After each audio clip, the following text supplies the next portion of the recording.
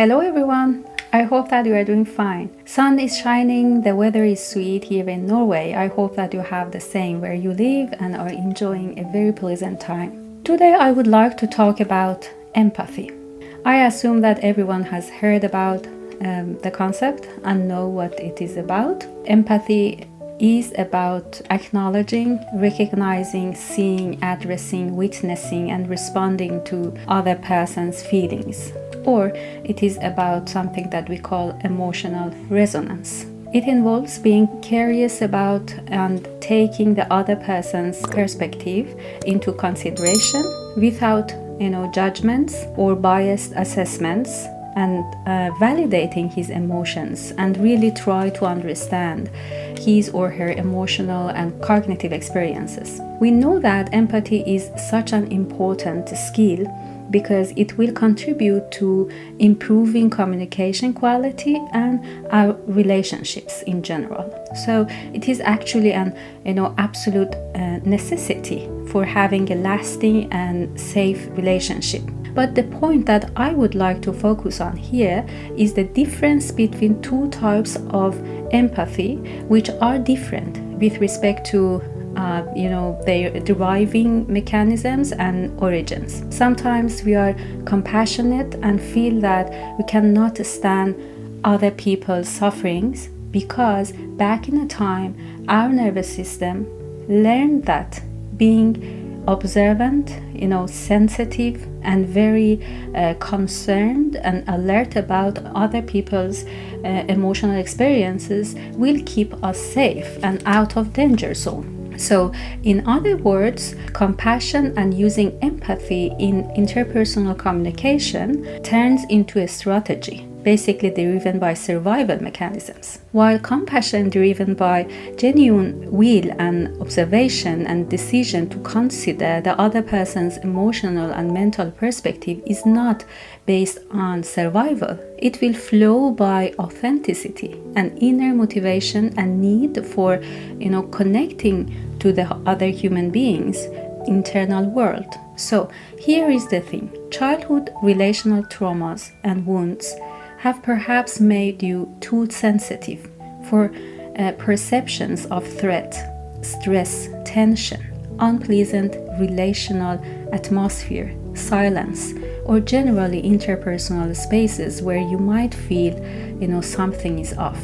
Because, for example, perhaps there was not any adult person during your childhood who could show unconditional love to you or take responsibility for his own emotions, and that you perhaps experience enmeshment and emotional invalidation. And so you could not feel that it was okay to express anger and frustration because it could be dangerous and follow bad consequences. Or you were often treated by silent treatment and learned that silence means that something is wrong, something is dangerous, or I have done something very bad and so I deserve punishment. And therefore giving a lot of yourself, being compassionate, navigating others sufferings and using empathy became a weapon, a protecting tool to survive.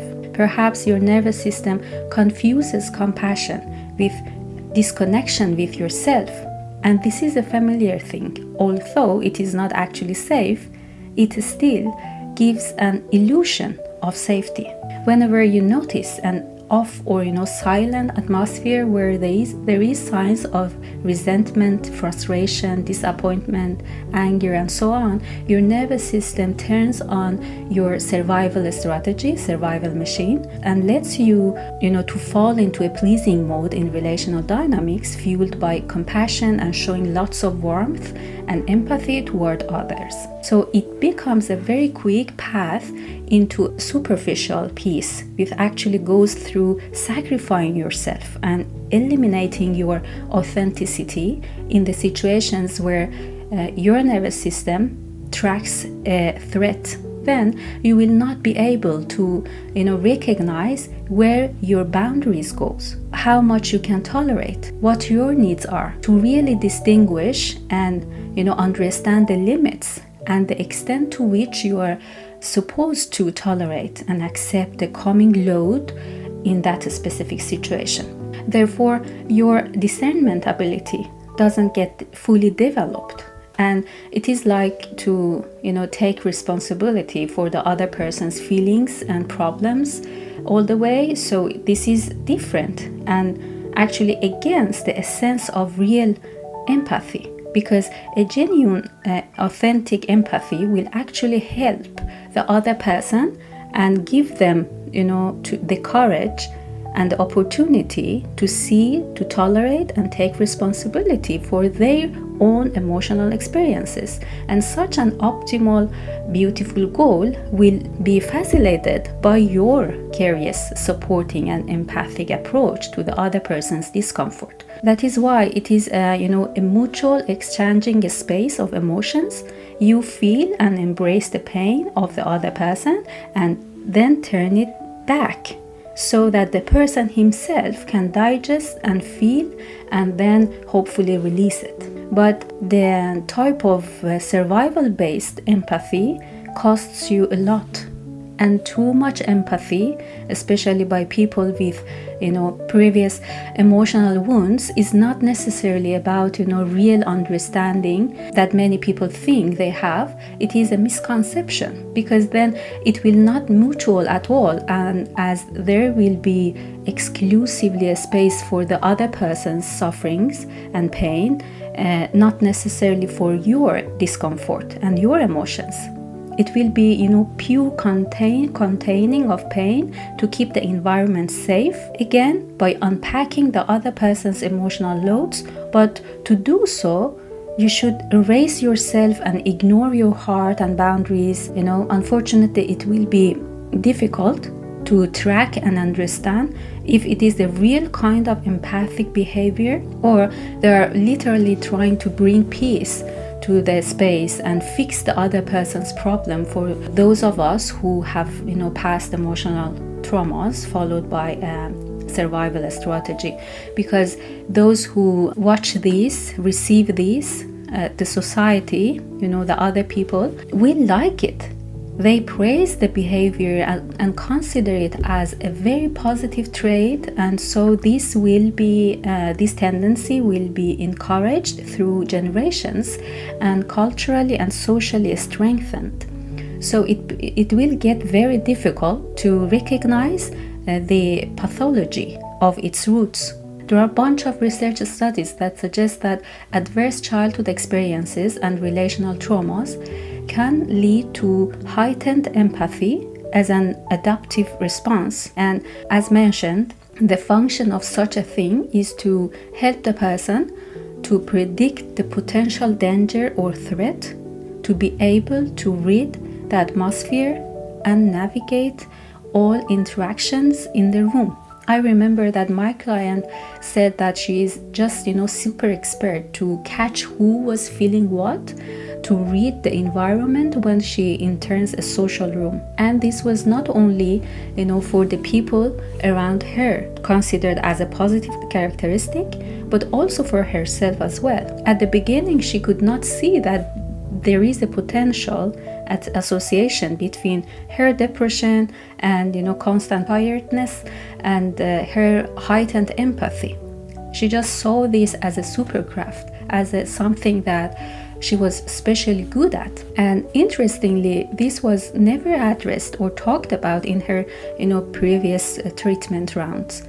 I diagnosed her with a complex PTSD diagnosis. However, she had different, diagnoses from previous assessments, such as anxiety disorder, OCD, depression, sleep disorders, and so on. But the roots of all these challenges, which gave a complicated, scary symptom picture, all the way was trauma. And this heightened empathy thing was one of her psychological reactions, which was covered by the name of positivity and kindness. Many people might, assume that such empathic people are so good in mastering their own feelings and problems because they are good at seeing or managing other people's. They are, used as family therapists.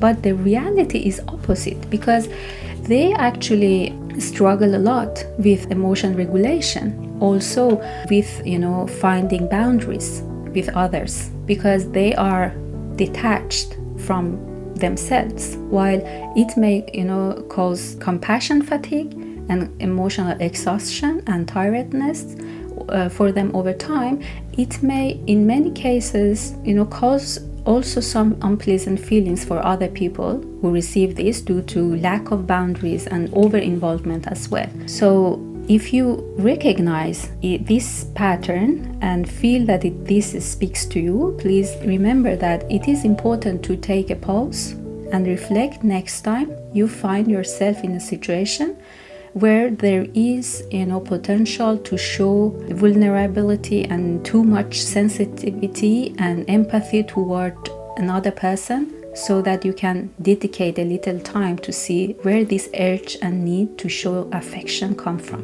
What happens if you don't do that? Will you get anxious or restless? What do you feel inside? If so, this is the trauma materials which are coming up to the surface. This might be a feeling or several feelings which get suppressed, and as a result, your systems, gets anxious. Please remember that you should not fight with it, hate it, judge it, or see it as a negative thing. Just try to observe it and be there. This is definitely the first step. If you fight with your anxiety by then that tension just get bigger, because you are then dealing with hyperactive amygdala, which is habituated to be very attentive and sensitive toward emotions and the surroundings vibe. So if you fight with it or try to ignore it, then the alarm, the anxiety sound will be louder. The first step is always observing and acknowledging and understanding. And through time, you will see that it will become easier for you to tolerate your discomfort instead of, over tolerating others' discomforts. I hope that you have found these thoughts and reflections interesting and useful. Please keep in touch and let me know about your thoughts on this topic and also other topics which I have already talked about. Take care. We'll connect again soon, hopefully. Bye.